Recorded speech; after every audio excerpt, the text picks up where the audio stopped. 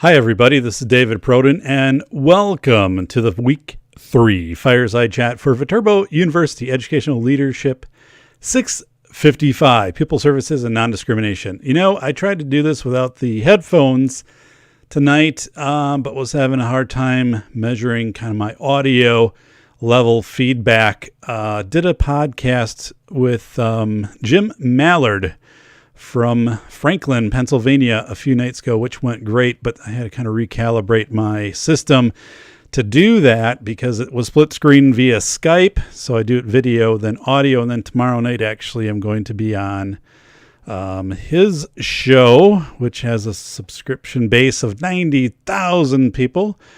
So yeah, anyway, I got to put the headphones on today. I couldn't do it without the headphones. My daughter, who's 7, by the way, loves to come down here, throw the headphones on, do a little singing or something like that. But anyway, I do have the Fireside Chat ready to go. We do have 5 shout-outs. So if you have not yet received a shout-out in this class, guess what? You will receive your shout-out in this Fireside Chat. I was thinking about kind of editing this and rendering this with a little bit of the pizzazz that I throw into my podcast, but I think we'll just kind of go straight forward with it. I did release a new show a couple days ago. Jim and I talked about the Hawaii missile alert and kind of the inconsistencies with that. Might be something you're interested in listening to, maybe not. That's over at safetyphd.com. So I do have the 2 YouTube channels. I've got the channels where I post these, and then I've got the Safety Doc podcast channels that have all of the podcasts.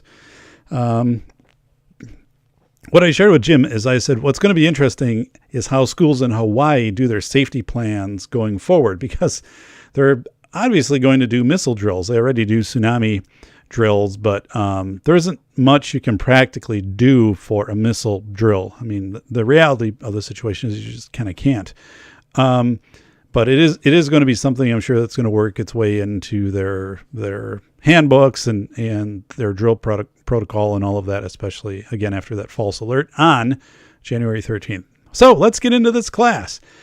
Learning teams. If you haven't already started your division of labor, please do so for your learning team. Just to let you know, there are no trap doors in that assignment, meaning that, I'm not going to say, oh, this should have been ADA, or you could have used the IEP in this capacity. No, I mean, I want you to consider ADA, the IEP, health plan, consider those. But ultimately, you create the plan that you deem best meets Bruce's needs and will keep Bruce safe. So there are many, there's divergent ways to do that, but consider ADA, the IEP, health plan, possibly 504, whatever, and how those might all come in to play. And you might say, you know what, this isn't going to be relevant. This isn't going to be relevant. This will be relevant. So I think that's an interesting aspect of being a Pupil Services Director is there are many ways. It's a divergent, number of divergent paths to lead to an outcome that will serve the needs of students. So it's cool. So week 3, we have an emphasis on shared services. I posted 2 articles and I'm going to go through those articles in just a little bit. Bring out some of the key points. So 2 articles specific to the topic of sharing services.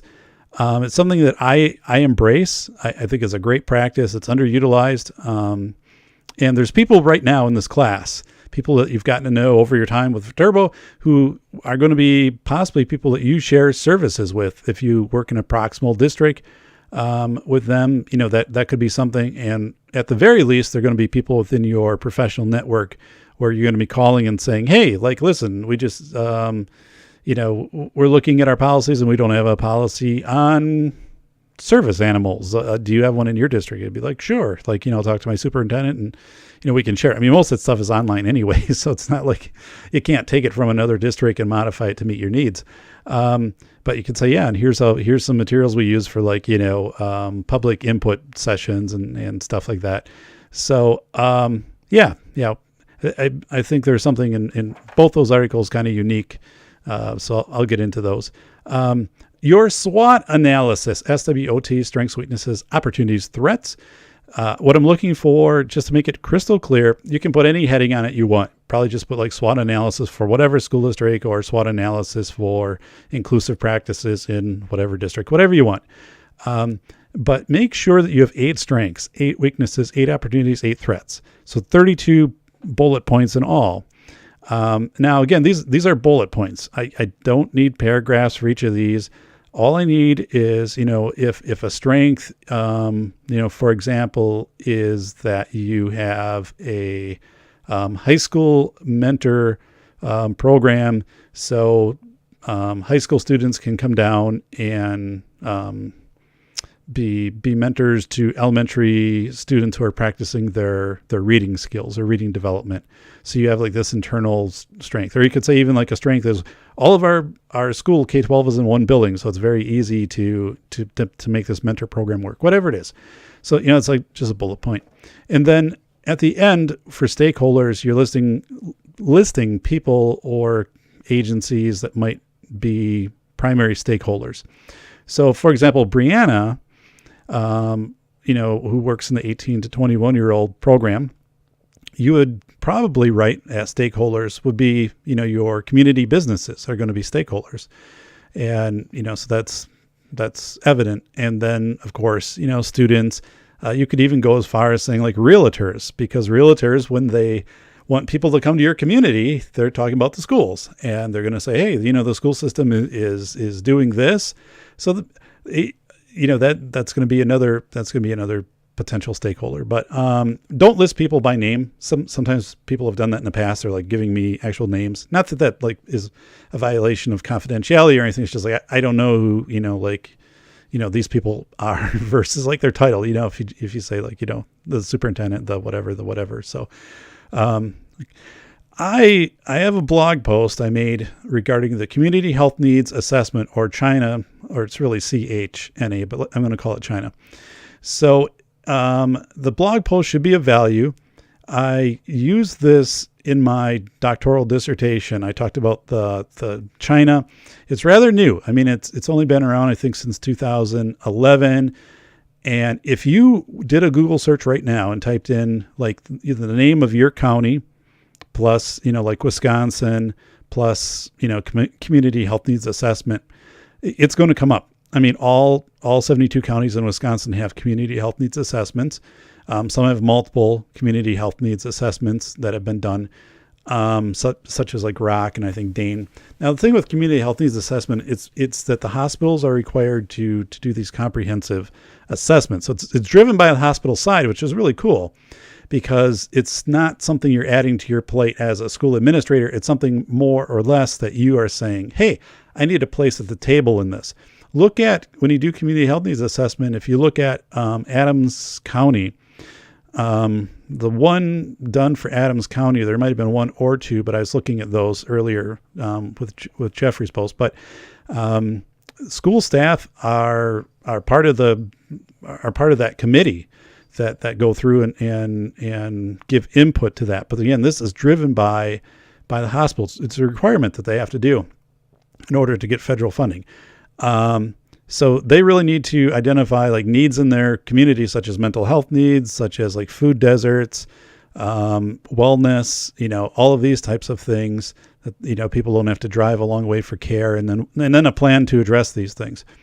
So some of them have ties with the schools, not many though. And others, like you can see, there's like no representation from the school. But this is something definitely you want to be aware of right now going in as a director of this community health needs assessment. Find out, pull up the document. First of all, there's great information in there that you can use in your 5-year pupil services report that you have to do for the DPI anyway.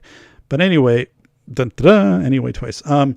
Go in and read the China. They're usually written in pretty easy to read format, give you some nice statistics about your community, and also from like a medical side, and kind of give you an idea of where you might be able to interface with the community health provider. So the biggest place you can interface, first of all, you get your place at the table. You say, I want to be here because the school represents a substantial part of the community.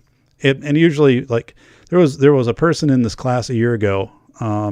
some district in, I don't know, La Crosse County, I think. And they had talked about how they kind of had to fight to get their seat at the table of talking to the people who were assembling the china. And then they got to attend those meetings and talked about the school needs and the mental health needs in the schools.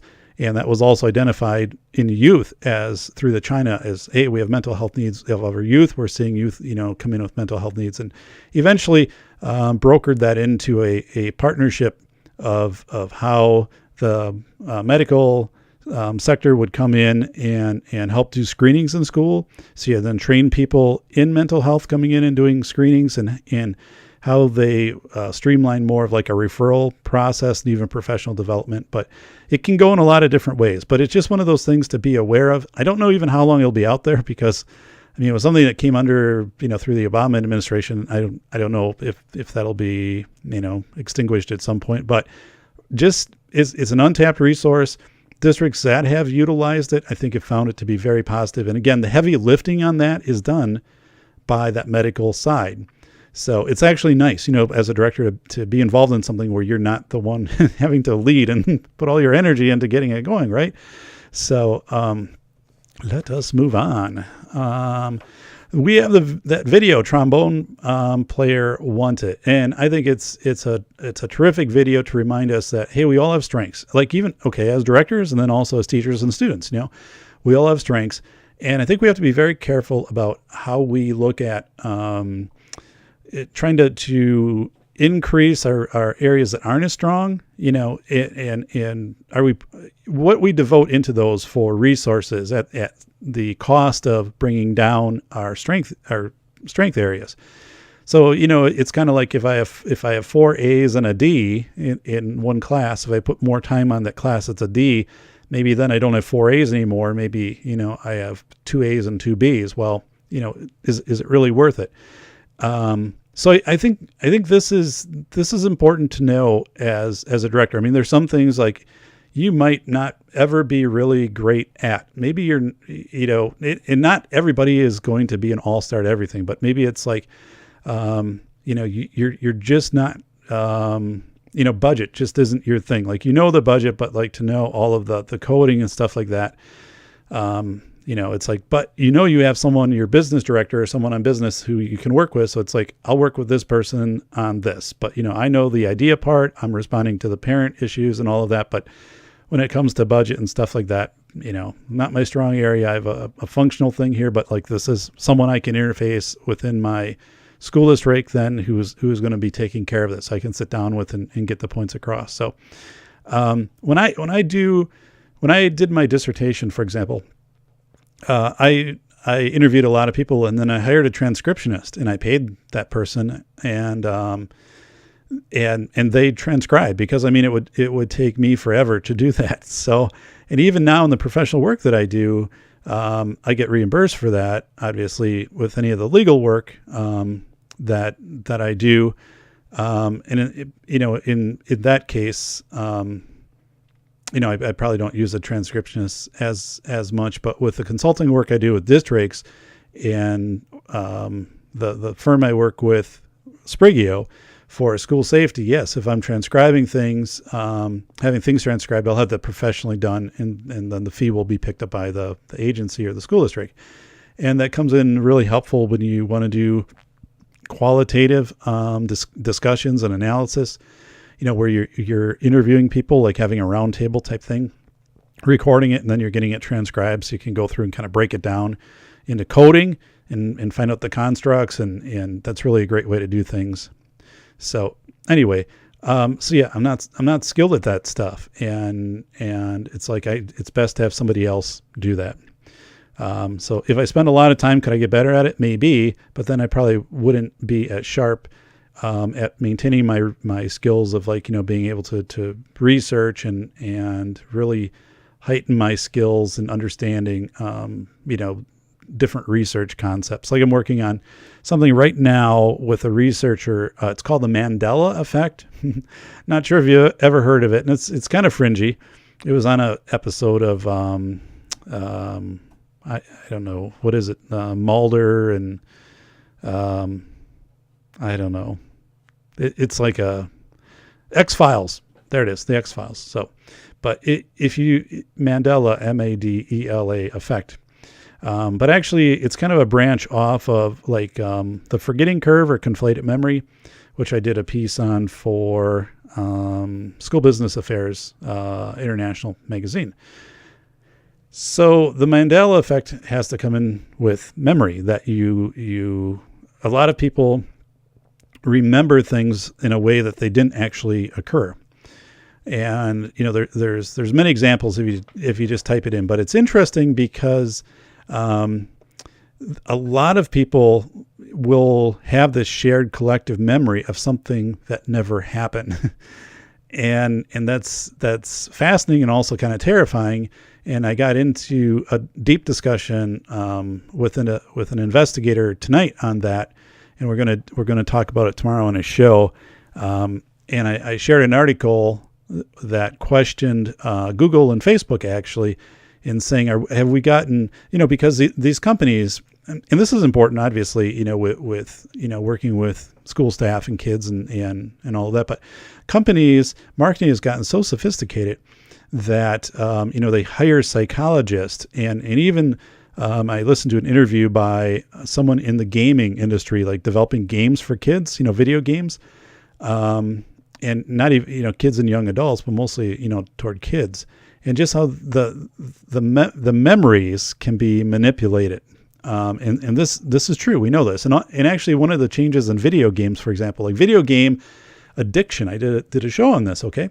So video game addiction, you're going to start seeing this come into your school because it's an ICD-10 code right now, under the American Psychiatric Association. It was approved by the World Health Organization a couple months ago, and it won't be, it'll probably be a year or two and it'll trickle in, but you're going to see these medical diagnoses and parents will say, my child has a video game addiction medical diagnosis, and here's school, do something with it. So I don't know, but it's what used to be like 10 years ago, the game was about content and design. So it was really an engaging experience, and they've changed that to really play off of the psychological, I don't know if it's empathy or even sympathy of people right now, of kids. So they're doing these push notifications, and the push notification might be, hey, you haven't played for 13 hours and your dragon is getting sick because it hasn't had enough food, and it shows this picture of like a sick dying dragon,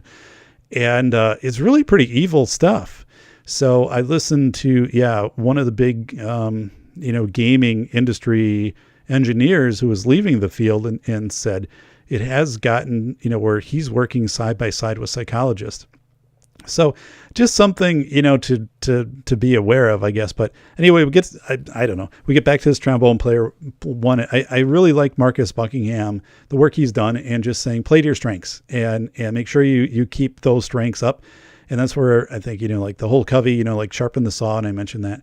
And there are things like we'll realize we won't be good at, which is okay. And there's things like, that teachers, that won't be their strength area.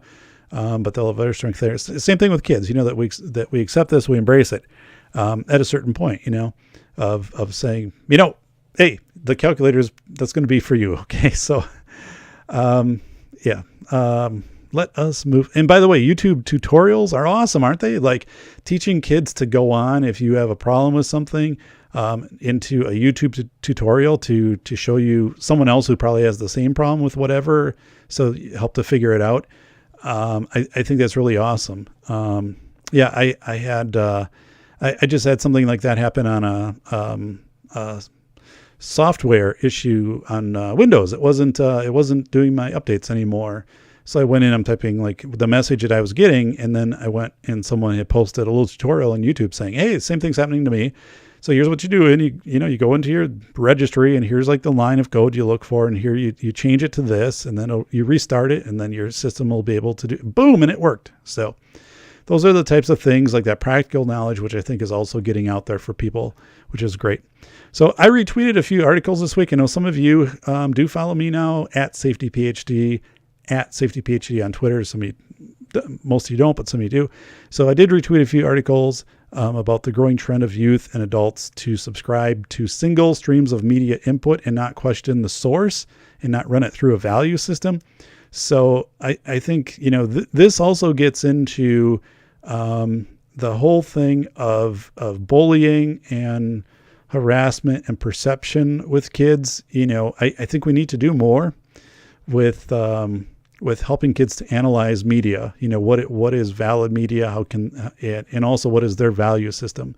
And I think that has a direct correlation to the perception of a relationship, I should say, to the perception of bullying and harassment and so forth. Now I'm saying that I haven't studied that, but I think that's there.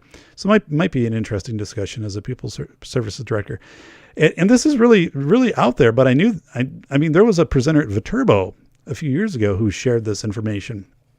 And about 10% of youth in a recent study, but there have been other studies that fall right in line with this. 10% of youth had not spent any time outdoors in the past year. And when we're talking about outdoors, you're talking like either a park or like in the woods or something like that. It's not just like being outdoors, like walking from one place, to another, but actually like being in a park, or being in a woods, like 10% of youth. So really this huge disconnect between kids being out in nature and kids not. And we know that nature is important for the well-being of kids, and just being around green, being around nature has an effect on heart rate, an effect on growth.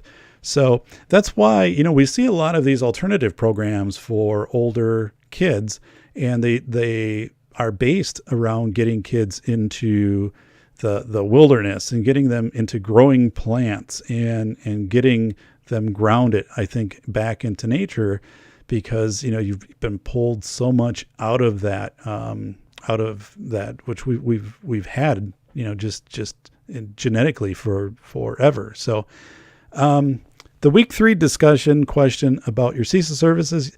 Know your CISA services. There are 12 CISAs in the state. Know the services that are provided to you, and also know as a director that, when your CISA services come due and they say, here's the menu of services, here's what you've been getting, and here's what we can offer you, and what do you want to keep and what do you want to get rid of. You can also say, hey, like, here's a service I would like, and let's talk about it. When I was, a director, I got together with other directors in my CISA, and we scheduled a meeting with the CISA administrator and sat down and said, listen, here's a service like that we need. Like, and we have a hard time if a student moves into the district who is hearing impaired, a hard time just trying to find an interpreter. Like, we have to do a posting. There aren't many out there. And so then, the student isn't able to come to school until we have an interpreter. Compensatory education, and just it's not the best thing for the child. So we want to partner up, CISA with you to help cultivate some interpreters in our area that we can access. And ultimately, one of the proposals was we were willing to each pay a fee for someone to be hired, and maybe because they're not going to work part-time if they can work full-time somewhere else. So the CISA would hire them full-time. And then maybe, they would be loaned out to some districts who needed that person. Now, typically, if you need an interpreter, you need them the whole day. But, at least we had a plan where we were kind of all chipping in to pay for someone on hold. And then if they went to a district, like there was some formula put together where then the district picked the cost up, and then I don't know exactly how it went. I'm a little fuzzy on that, but I do know that CISA really ramped up its recruiting, and I think we worked with them too on a payment system, so they were actively kind of always knowing who was out in the area and doing some recruiting. So when that need did arise for us, we partnered with our CISA, and we were able to fill that need much, much quicker than we were in the past of just trying to do it solo as a district. So. But anyway, you can come in or you can say, listen, too, I don't want to make this sound like, hey, we're giving commands to our CISA, but no, you can say, hey, we see this, but we've also had, more students, presenting with, mental health needs. So what can you provide us for, like, youth mental health first aid training or even nonviolent training? Like, do you have trainers in your CISA? I mean, because we're a small district and, we're not going to necessarily train 1 or 2 or 3 people. If you can come in and train and retrain our staff for a set fee.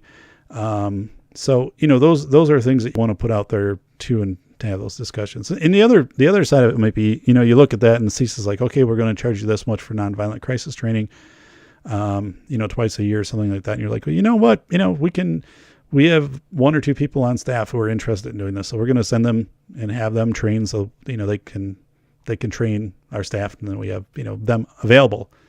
Of course, the downfall on that is if they leave, then, now you immediately need to recruit somebody else or go back to your CISA. But, let us get into shout outs. Okay, Ellie, thank you so much for sharing materials. Always appreciate it. And a lot of you have shared materials. I haven't been able to post them all up into the resource sharing. So, you can post them up there too. So go ahead and do that. But thank you. I have to say this class really is above and beyond in doing that, of harvesting and sharing with peers. You've been phenomenal. Thank you so much. So you wrote, David, your thoughts and advice regarding allergies in the Fireside chat and the reflective teaching document makes sense. This is another example how I have typically looked at something through the lens of a teacher versus the lens of an administrator. For the past few years, all staff has had to attend 1 to 2 hour training sessions on medication administration and basic symptoms and reactions to common medical issues such as allergies. I've always understood the importance of knowing certain medical routines for the safety of children, but I felt that the level of detail provided at these trainings was a bit much. I think I still feel that way. I wish that the trainings would center on those staff with the specific children that are involved. But now I realize, like bloodborne pathogens, our district is following policy and procedure that is necessary to ensure a safe building for all children, while reducing our liability in the event that something tragic occurs. So now, when I'm resentful of the time I must spend in these trainings, when I really want to be preparing my classroom for the start of the year, I'll remind myself that I must see through a broader lens. So, Ellie, I appreciate that you wrote that. Very candid, very honest. And you know what? Those are tough trainings to sit through. They absolutely are. And they're tough trainings also to deliver as an administrator or as the school nurse. So here's my response. So Ellie, thanks for being honest about how you felt during required medication trainings in instances when the information might not directly relate to students that you serve. I cringe at the annual bloodborne pathogens training. I do, as it's the same thing every year. And, I feel that it is helpful, to state to people, I feel it's helpful to state to people and say, listen, I imagine that this training isn't going to be the most exciting part of your day. So being really upfront with people, say, it's not going to be the most exciting part of your day. I understand that, but we know this is important, and we need to be able to recognize, let's say allergy. We need to recognize the signs of an allergic reaction, and you need to be confident in administering an EpiPen. And imagine, and this is where I think you can link it back on a real personal note to everybody. Imagine, that the person, with that allergic reaction, because you never know who it could be. I mean, it could be you, it could be somebody that you work with, it could be, students, or imagine if you're actually, like it's a relative or something like that, and you identify it. So this is very transferable. And what I do then is, so I think when you level with people on that stuff, you can't come into everything this way and say, oh, you know what, we have a new system for IEPs this year. And, I know it takes a lot of work to move over to new systems. If you frame everything like that, it's like, oh goodness. But something like this, I think it actually builds your credibility when you kind of level with people and say, yeah, I know this kind of gets technical and this might not ever happen and things like that. But, this is high stakes. So we really have to have this down. And I call this the Apollo 13 mindset, or basically like, this has to work. If something like this does happen, we have to have a correct response. We have to figure it out. We have to work the problem, I guess.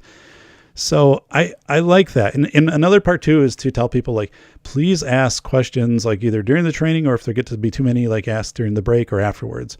And people usually will ask questions. They kind of feel shut down in some of these, like, they get delivered the bloodborne pathogens, but then they don't, have an opportunity to ask questions or allergy but Yeah, I think that's, I do remember though in the last couple of years attending bloodborne pathogens where we've had really dynamic presenters. I mean, people who and come right out and say, yeah, I imagine this is not you looked at your agenda today of trainings and it's like, oh goodness, but and when you hear that from somebody, it's like, okay, yeah, they understand it, but then, they validate the importance of the training and then it's like, boy, that sticks with me. So, yeah, I think people respect that approach. So, and I don't know, I'm just, okay, here we go. So Ellie, thank you. Katie wrote this about the Susie and Jeffy incident in week 2, discussion 1. So I put that in there. I mean, it's a little pedantic, like probably obvious in some regards. And I didn't put that in to play down the issue. But I think the thing that I learned right away from that type of scenario is to, listen to the parent and then probably, after that to say, listen, I'm going to, need some time to gather some information. I'll give you a call back, but I might not have like an answer for you, but just a call back with an update, at whatever time. And, that keeps the parent then from calling and inundating your principals and staff like that. But the other part is to quickly kind of figure out like who this parent has contacted. And sometimes they'll tell you, like, you'll say, if you call the principal, if you talk to whatever. Yeah, and I want to make sure I'm getting a hold of my principal so the parent isn't stopping in there or giving that parent, the principal a call next, or even the superintendent. Just say, heads up, like this is going on and I'm aware of it and I'm investigating it and getting information. And principals will really, really, really, really appreciate that you've done that. And just, cause sometimes, you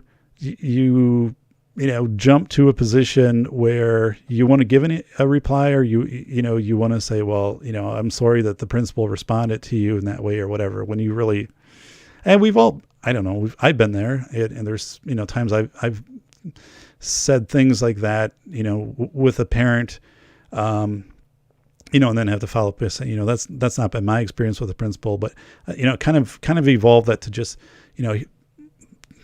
okay, thank you for sharing, your concerns. I'm going to state those back to you. And now, let me do my job and get the information that I need to get. I'll contact you if I need any, additional clarification, but, I will give you a call back and let you know where I'm at with this, later today and kind of take it from there. You also wrote, Katie, something really, interesting was like looking on social media, seeing the Facebook post and things like that.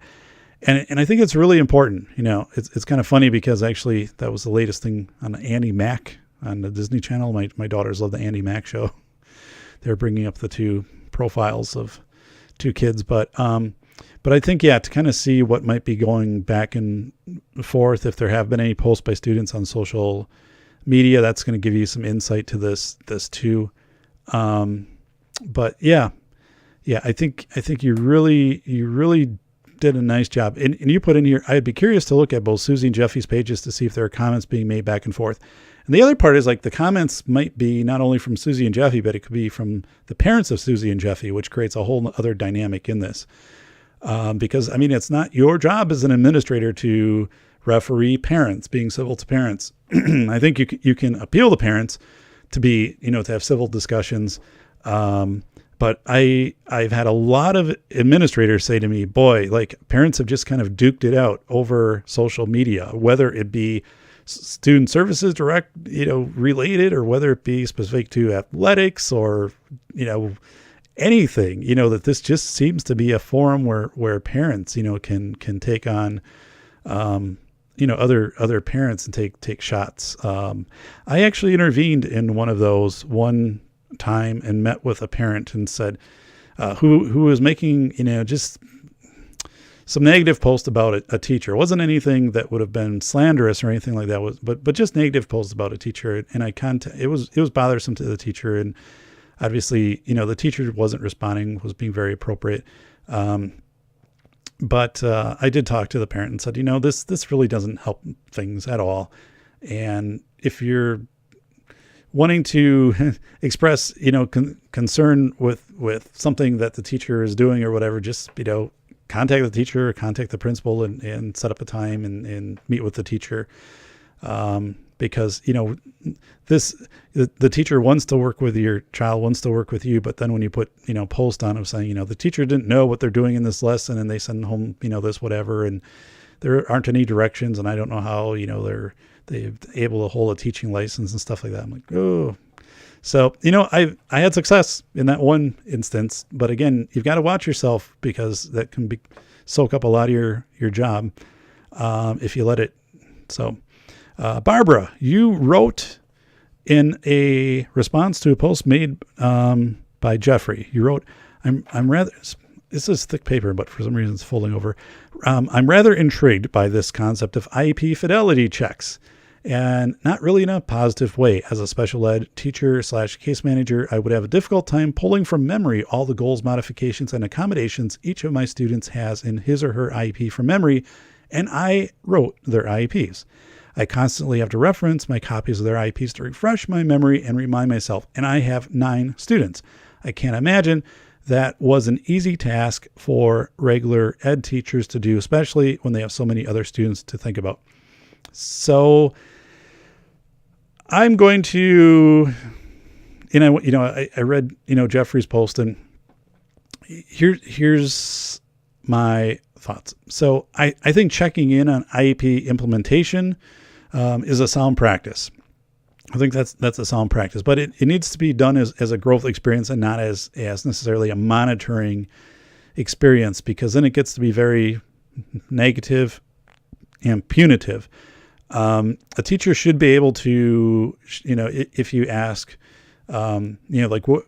show me where's the IEP for the student, or how are you considering, the IEP for the student when you're developing lesson plans? Are you allowing the student to, divergent ways, which is basically universal design for learning, right? That we teach in different ways, and we also allow students to demonstrate learning in different ways. So, if you had a rubric on, you have to demonstrate learning of, early 20th century history or something like that, the students could do that in a mock radio broadcast and writing a letter back to a relative in, maybe doing a diorama type thing, or, whatever it might be.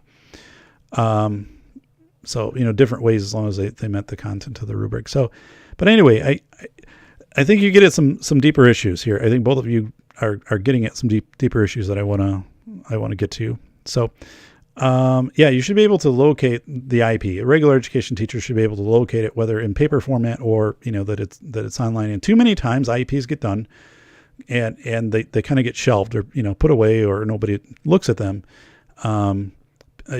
until the next time that they come around.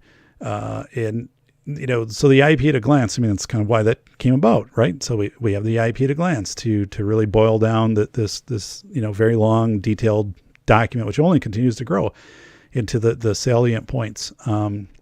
So I think, again, the deeper opportunity here is for special education teachers to be a part of grade level or academic area level meetings with regular education teachers.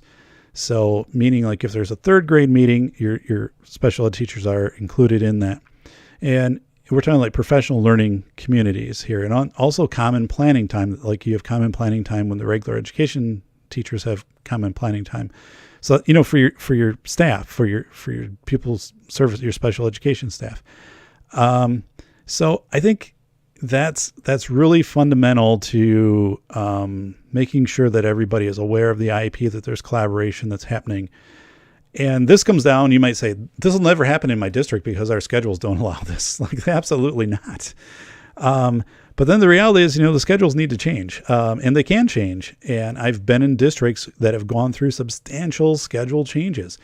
And, going from, an 8-hour day to a block schedule to a rotating block schedule. Hudson School District did that maybe about 7 to 8 years ago, totally flipped everything upside down. And a lot of people are very apprehensive because you're messing with schedules. But once that was done, elementary staff saying, we loved it. We love going to this new format.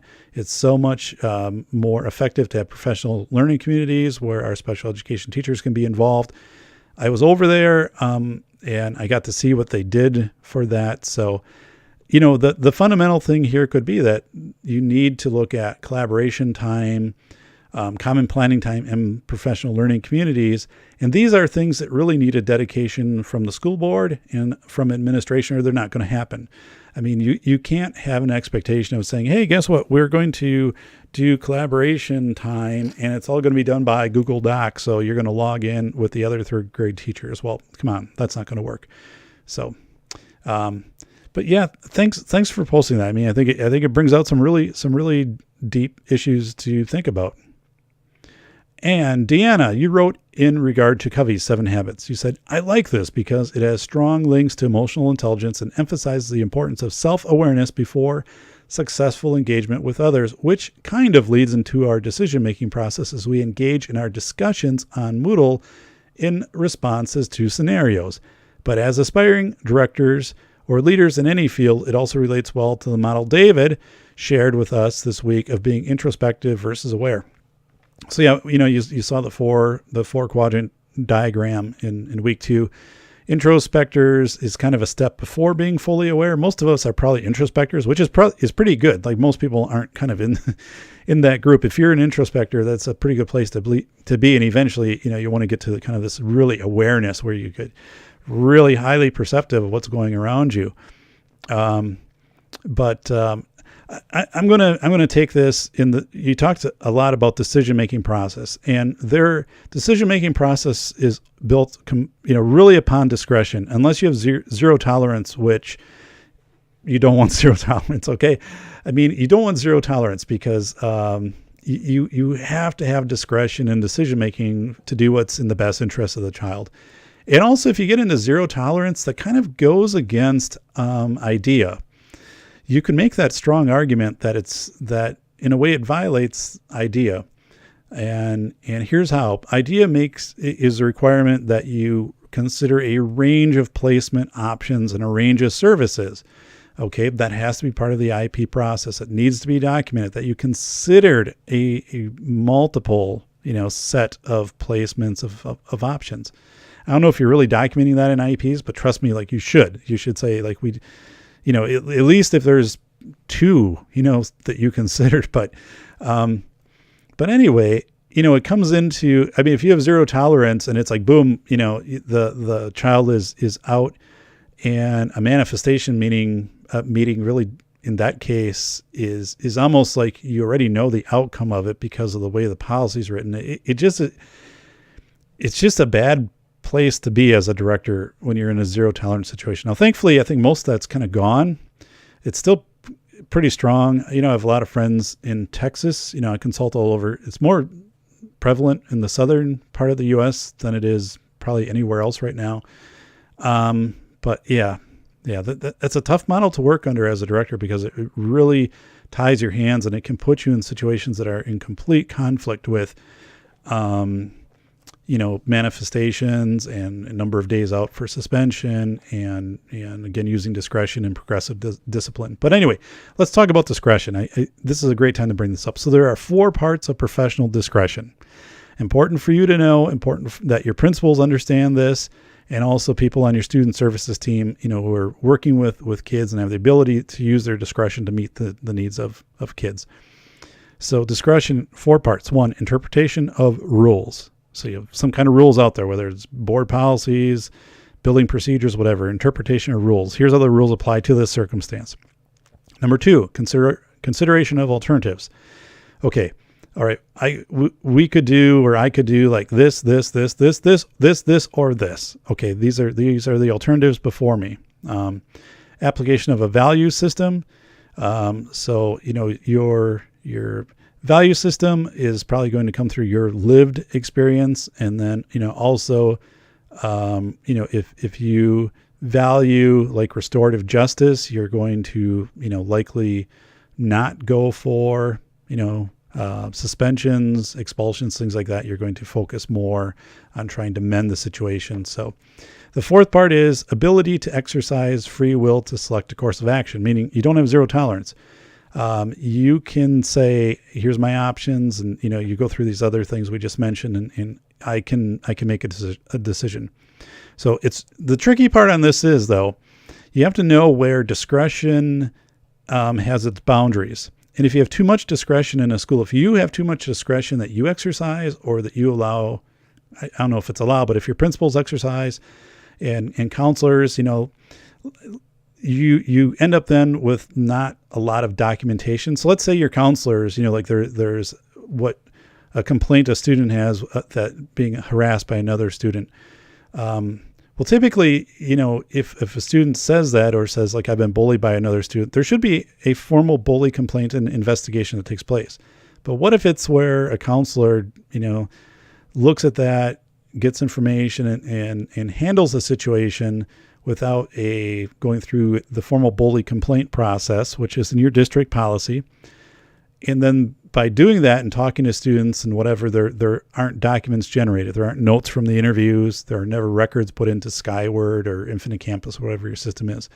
So now you start to run into this where you might have things handled, but you don't have documentation and record keeping, which becomes a big problem in legal situations. And then also if students move from building to building, and for progressive discipline, because you might not see patterns of behavior which are happening. And then also just like meeting the needs of the student. It's like, oh, well, I look right here, and I didn't realize that XYZ had happened with this student just in the last month, because that had all been handled with the discretion of the individuals involved, teacher, counselors, whatever, without ever being brought into a document and then being brought into a record, which would be brought into the system. So you have to have discretion.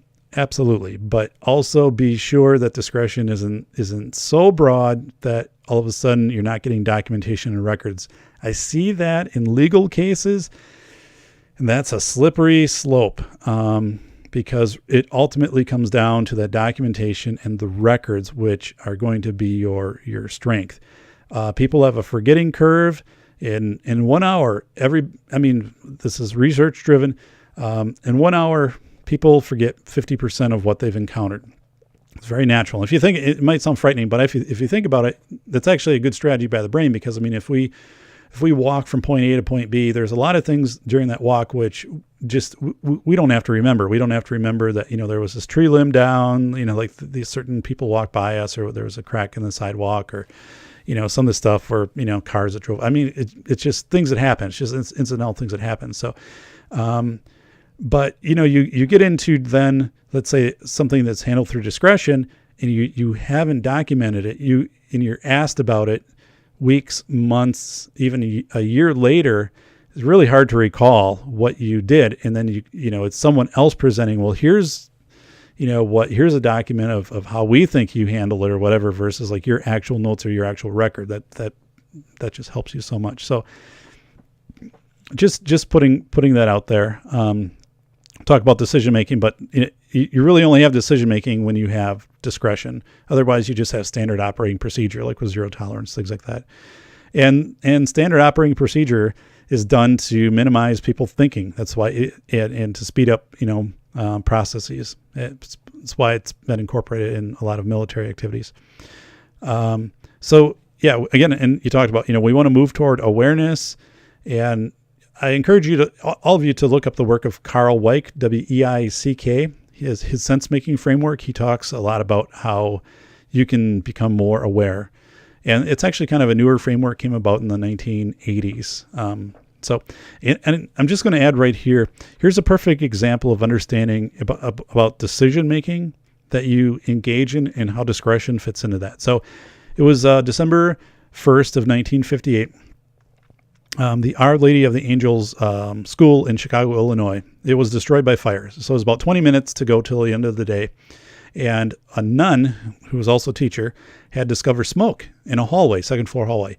And the nun, the protocol was the nun did not have the discretion afforded to her to activate the fire alarm. She needed to find Mother Superior, and Mother Superior then would activate the fire alarm. Well, Mother Superior happened to be teaching another class, so she was hard to find.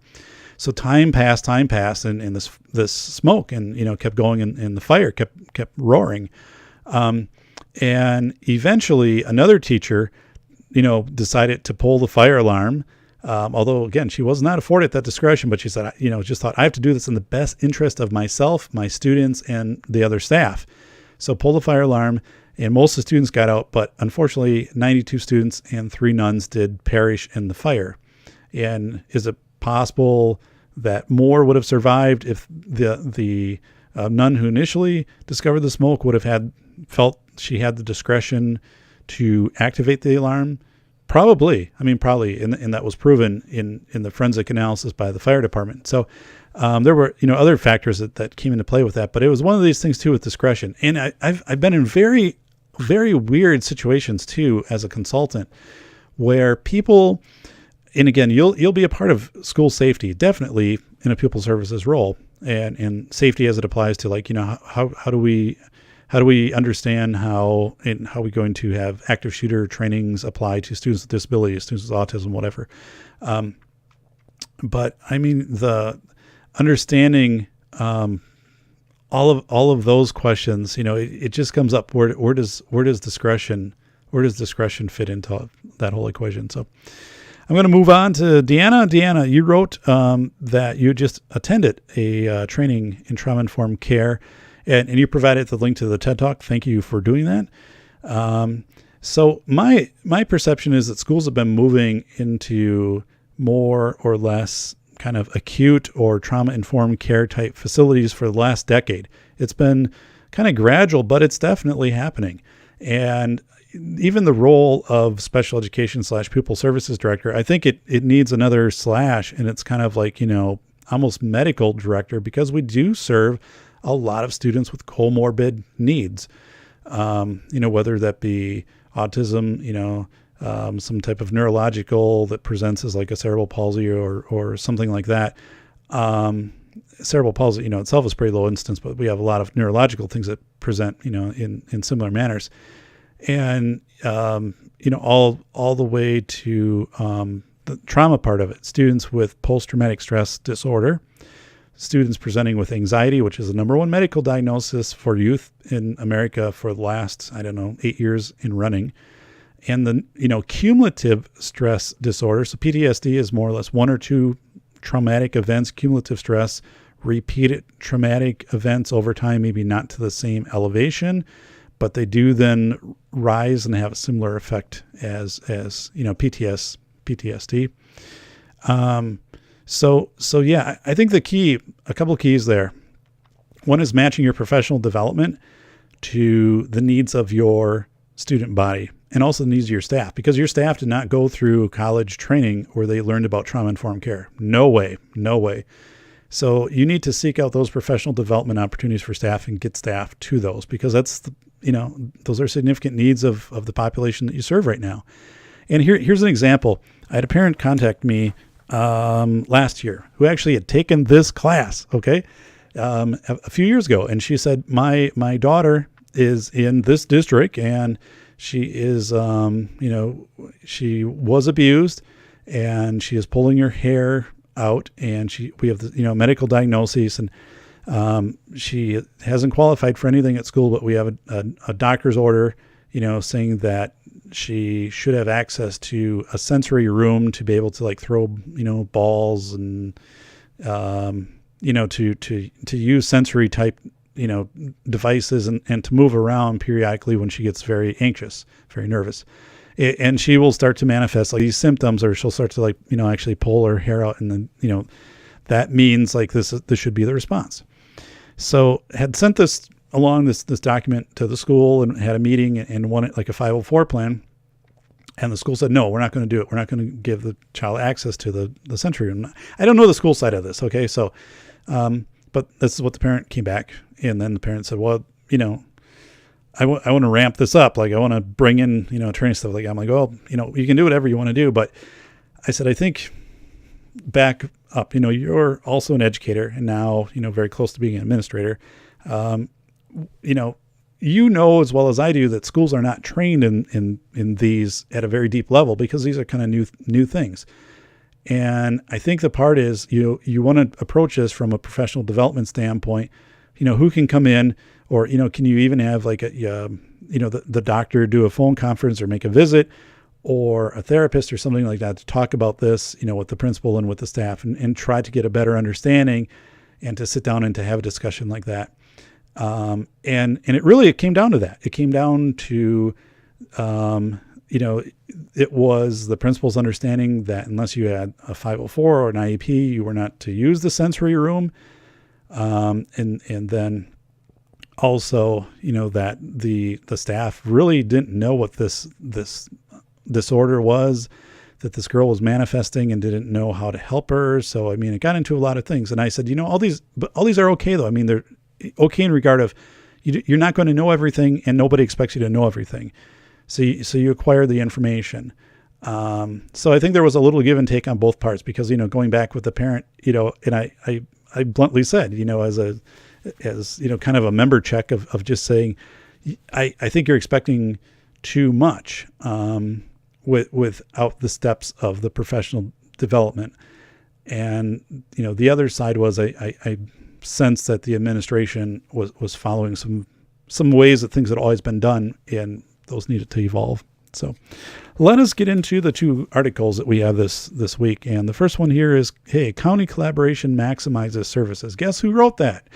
It was me. And oh my goodness, I wrote that 10 years ago. So it's crazy.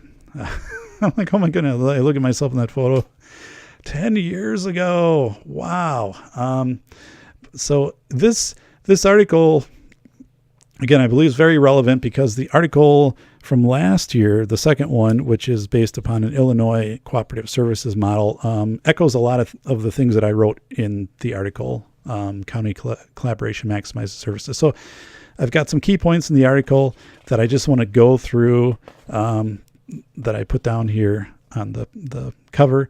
So this kind of hinged around a story of when I started out in Reedsburg. There were other directors in Sauk County. So Sauk County, Wisconsin Dells is one. So everybody kind of knows Wisconsin Dells, the water park capital of the world. So, but most of us in the area, we were new directors. So we got together and met regularly at the Pizza Ranch in Baraboo.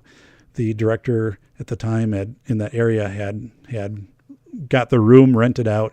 And we would meet and have a formal agenda, and we would go through a ton of different items from, like IEP audits, and we'd submit and we would rotate who would keep the agenda, who would write the agenda and minutes up. It was very, very detailed.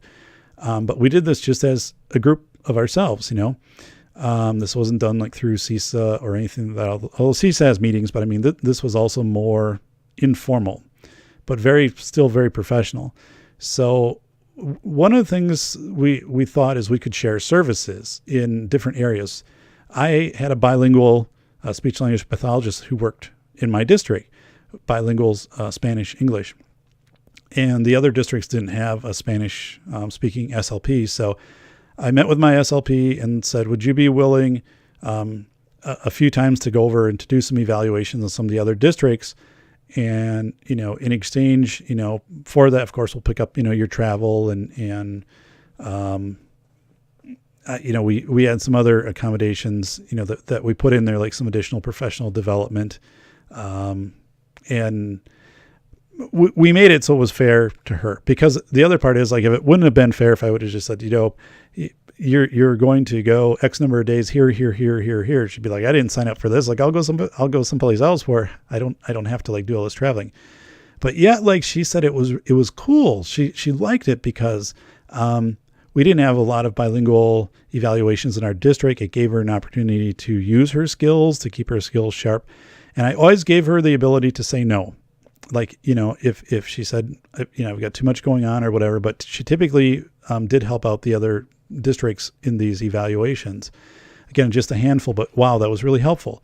We developed a lending library. So we had assistive technology, other devices, Riften chairs, other things. And we would send those back and forth between the districts. Now, they were very well marked.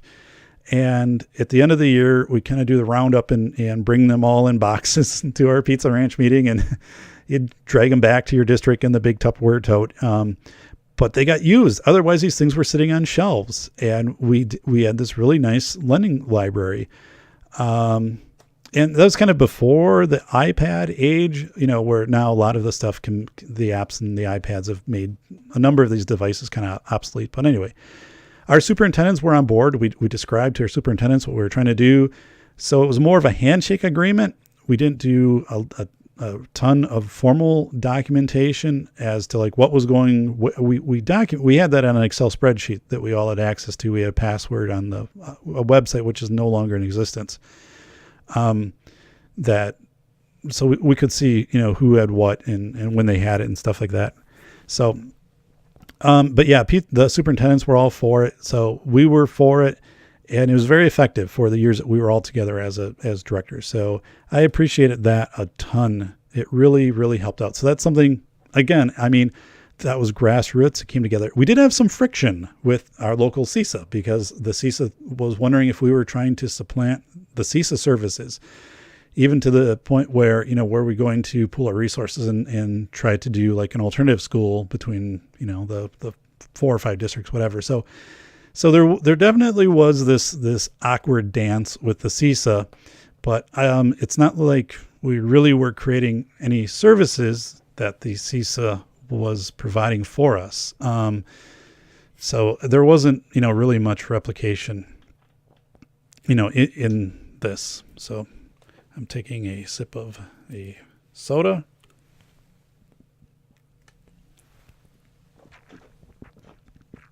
All right.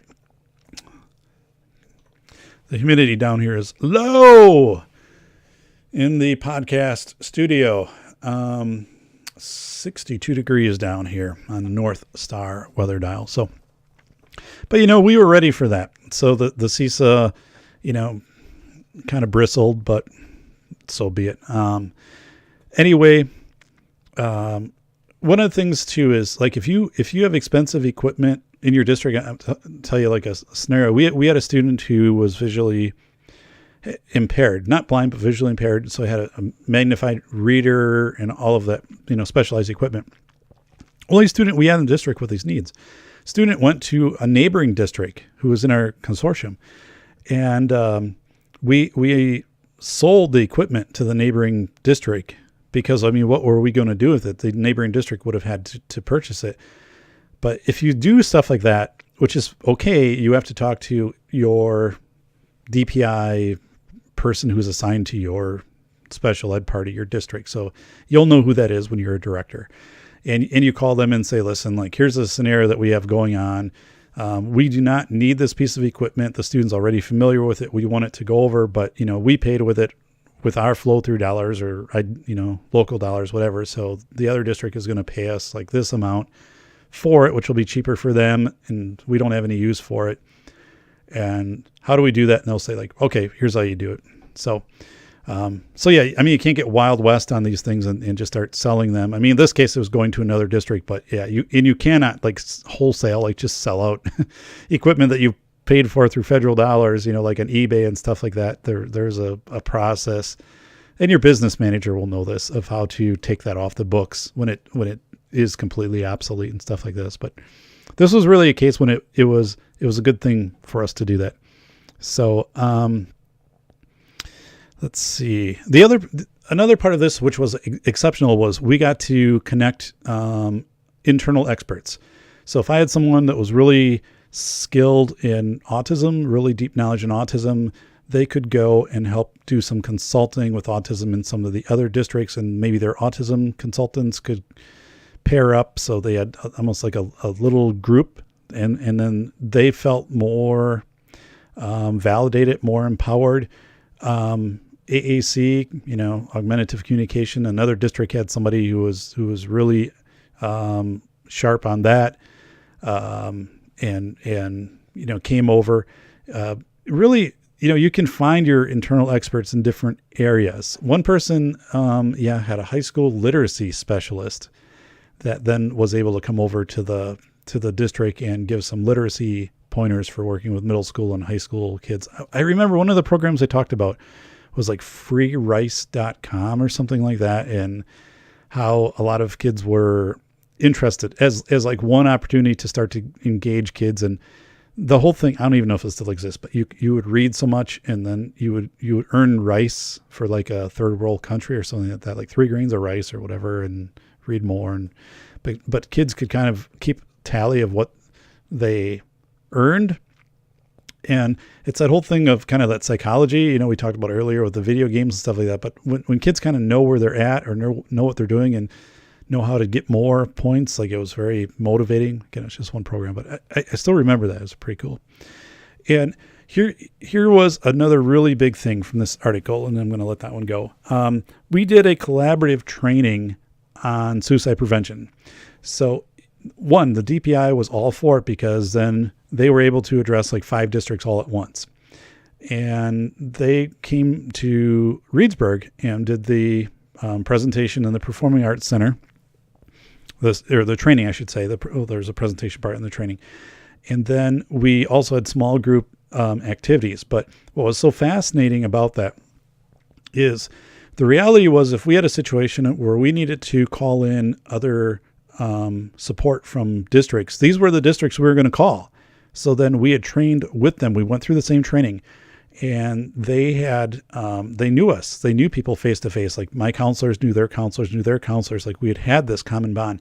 Or if somebody in another district, something tragic happened, and we needed to send some people there to support that district, they already knew these people. They had been through a common training. So there was so much value in that. I really, really encourage you to do things like that, especially like suicide prevention trainings, that you don't do those in isolation, that you bring in your neighboring districts, because if something does happen, those are the people you're going to be working with. And I just think there's so much value in that. There's also value, too. And I did this once as a director. We brought in neighboring districts, and we talked about allergy best practices, and had some of that framed out, kind of already.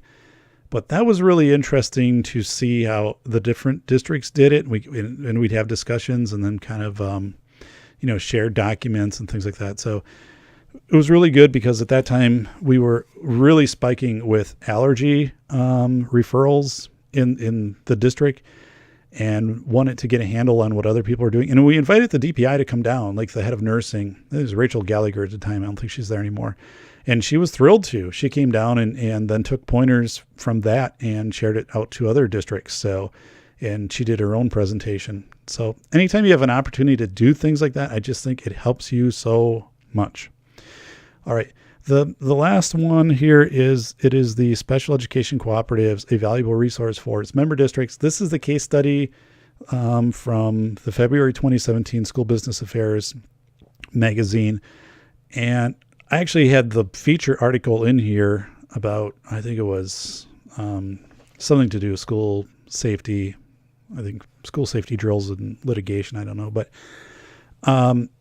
anyway, this article was in there, and I was like, whoa, it's specific to Illinois. So like, everybody works differently, and there's things in here that wouldn't apply to Wisconsin. But it does talk about cooperatives, of how to share services between districts, and how to do that kind of just between districts, or like through a CISA type equivalent. But here's one of the things that I highlighted. In Illinois, the school code allows that the development of special education cooperatives to help meet the needs of its 863 school districts. Whoa.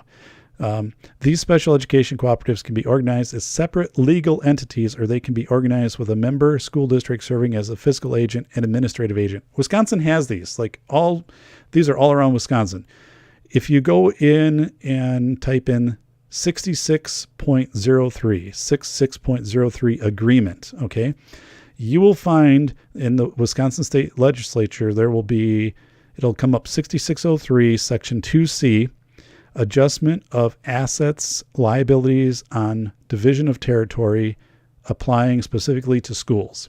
And it's not a very long section, maybe a paragraph, but basically it says, like, this happens a lot with smaller districts, where they might say, this one district is going to be the center for maybe like our 18 through 21-year-old programming, or maybe for students who are visually impaired, like in this region, like we're going to have this district that is going to provide VI and orientation mobility services. And that way, by doing it at this district, because these are such low incident, students will have some peers, and it's also kind of centrally located, and maybe like, it's close by to a CISA or something like that. But it's a 6603 agreement. You can do a ton of things in a 6603 agreement. This is where you need to talk to your business manager, because your business manager will know these inside and out. Because 6603 agreements are, even like when sports teams, like, you have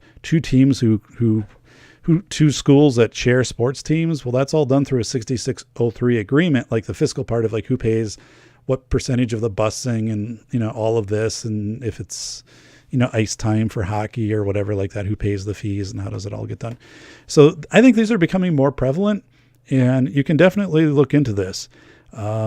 It's a great option too, if you have, like if you're sharing an autism consultant, between, maybe you and another district, or, CISAs kind of operate a little bit in this mode just by nature. Like a CISA might employ a school psychologist full-time, but then that school psychologist might have like 4 districts that they work for CISA.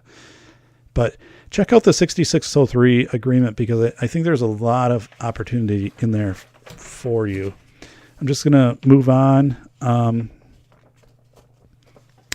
Okay, an IEP team's decision to place a student in a cooperative program may also be based on the unique needs of the member districts being served. So again, that's where I talked about like there might be a district might say, we want to have one school serve as our hub for VI services or for O&M, just because it's such low prevalence. We're not going to have other students that are going to be able to be peers for that student. And it's very hard to get like a VI teacher for just like a day a week or something like that. So this is the way that it's going to really help this student. Now that gets tricky, because parents will counter argue that often, and they'll say, well, we want the student to be in their home district and we want them to be in their home school, and there is value in that. So that's where an IEP team has to weigh that out. So there's also a question. It's called maintenance of effort. Now, if you haven't heard this term, you will hear it as a director. It's something, again, to be aware of with your business manager, but if you can actually create a lot of efficiencies in the way that you serve your students and reduce cost, and the DPI can come in and say, hey, you didn't maintain the same level of effort, or there's a formula like as what you did the year before and how much you're spending for special education students, like per student. And we're giving you X number of amount of money for this, and you're not meeting your maintenance of effort.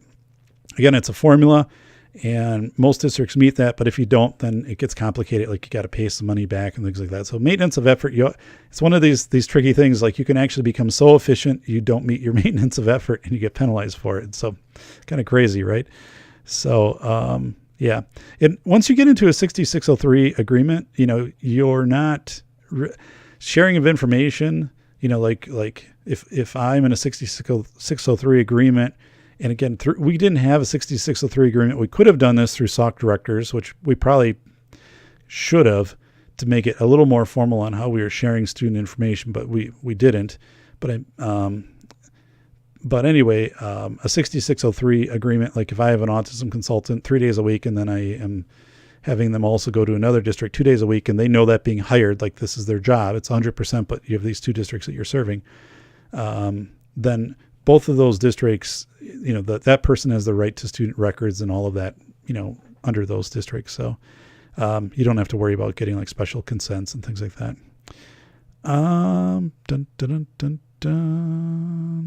So I think that's it out of that article.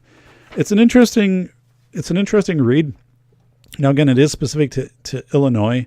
So schools work differently in the way that CISAs interface, but again, just many different ways to meet the services of students and to create that shared services network. I've found it to be invaluable in my professional work. I mean, I was on the phone last night with, this really kind of extends it out, but I have a good friend who works in San Antonio, who has expertise in like child sex trafficking, child grooming, and I've known him for quite a while.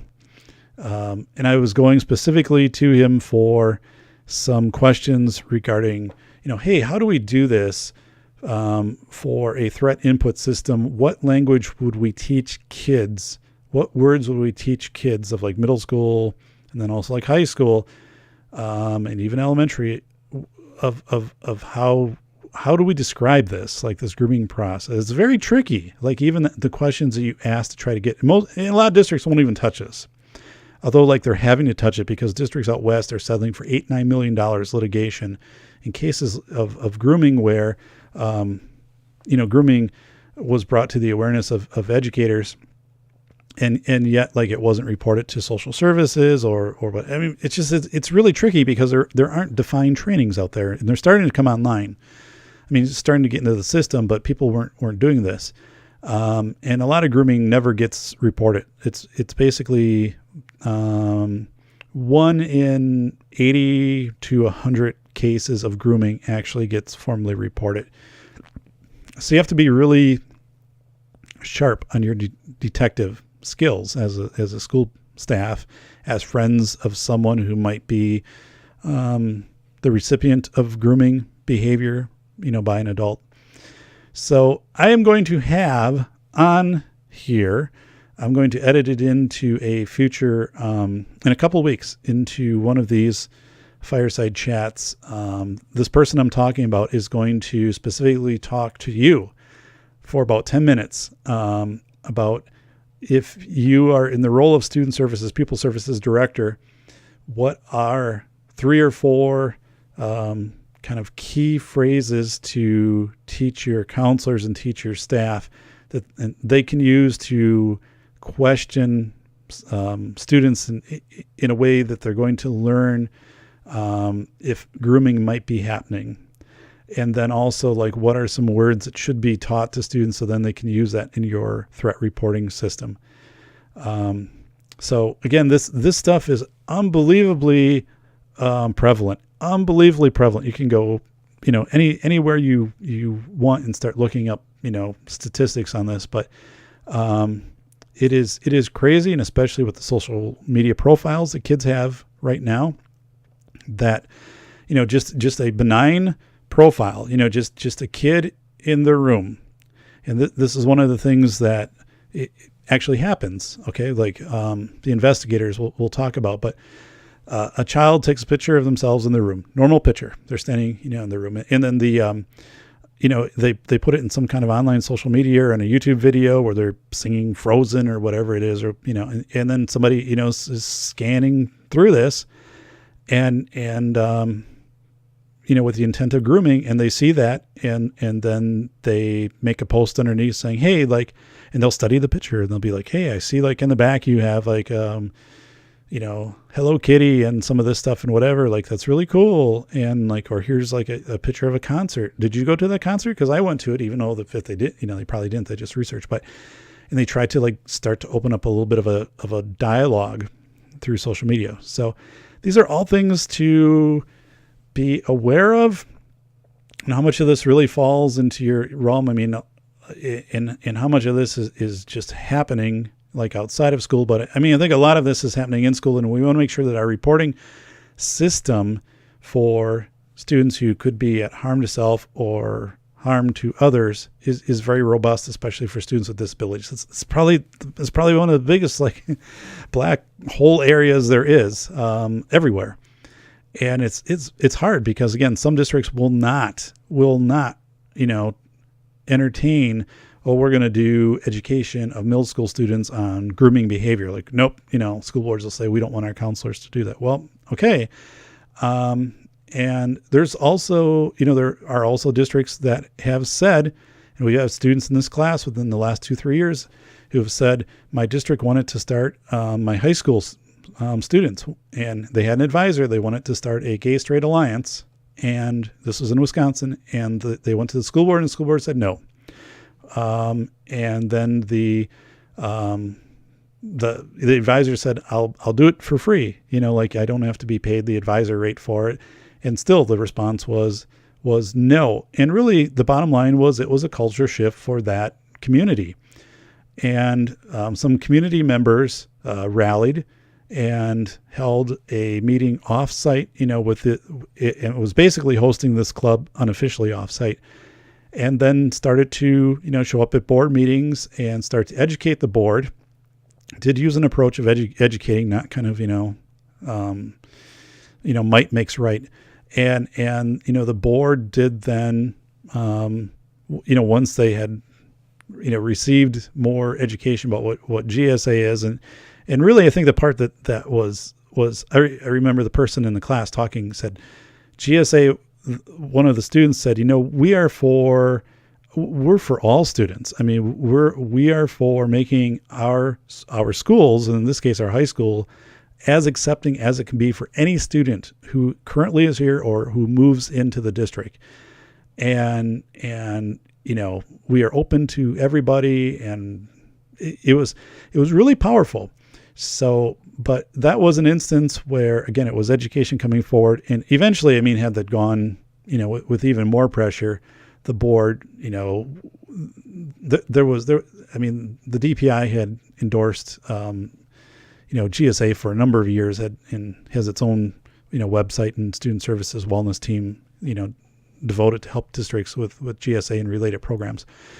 But again, these types of things happen, and they partly happen just because of there hasn't been a challenge to the status quo in some districts for a long time.